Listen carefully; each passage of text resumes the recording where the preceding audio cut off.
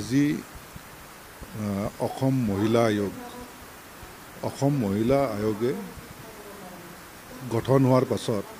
মহিলা আয়োগৰ চেয়াৰপাৰ্চন আঙ্গুৰলতা ডেকা বাইদেৱে আমাৰ ওদালগুৰি জিলাত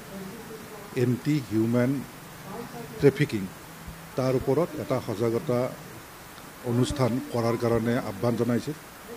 আৰু সেই অনুযায়ী আমি গোটেই প্ৰগ্ৰেমটো আমাৰ আয়ুক্ত কাৰ্যালয়ৰ যোগেদি ছ'চিয়েল ৱেলফেয়াৰ ডিপাৰ্টমেণ্ট আৰু চাইল্ড প্ৰটেকশ্যন ডিপাৰ্টমেণ্টক লগাই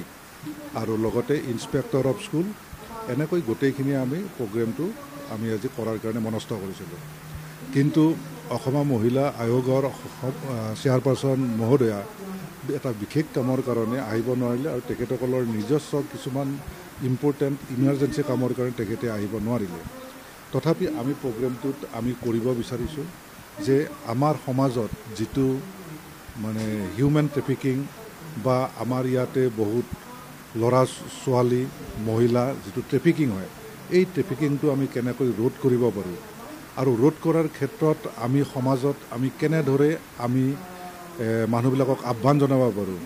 আমি কেনেকৈ সকলোৰে মাজত সজাগতা সৃষ্টি কৰিব পাৰোঁ,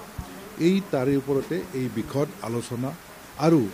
এই এণ্টি হিউমেন ট্ৰেফিকিঙৰ ক্ষেত্ৰত যিখিনি আইন আছে সেই আইনৰ বিষয়েও আজি এই সজাগতা সভাত আমাৰ যিখিনি ৰিচোৰ্চ পাৰ্চন আছে আমাৰ সমল ব্যক্তি দুগৰাকী আছে তেখেতসকলে বিতংভাৱে ক'ব যাতে আমি সকলোকে এই বিষয়ত আমাৰ কৰণীয় এই বিষয়ৰ জড়িত আইন এই সকলোখিনি আমি তেখেতসকলক জনাব পাৰোঁ। এইয়ে উদ্দেশ্য আজিৰ এই সজাগতা সভা হ'ল। আমি আচলতে ড্ৰাগছৰ ক্ষেত্ৰতো আমি মানে কি হয় যাতে আমি সজাগতা সভা কৰিয়ে থকা যায় তাৰোপৰি ড্ৰাগছটো বন্ধ কৰাৰ কাৰণে বিশেষকৈ ইয়াত ড্ৰাগছ বুলি ক'লে বেছিকৈ মানে ব্যৱহাৰ হয় গাঞ্জা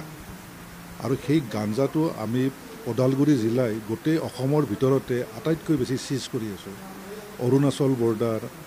আমাৰ মানে যিকেইটা বৰ্ডাৰৰ পৰা আহে সেই বৰ্ডাৰত আমাৰ পুলিচে আৰু আমাৰ SSBয়ে সদায় মানে কি হয়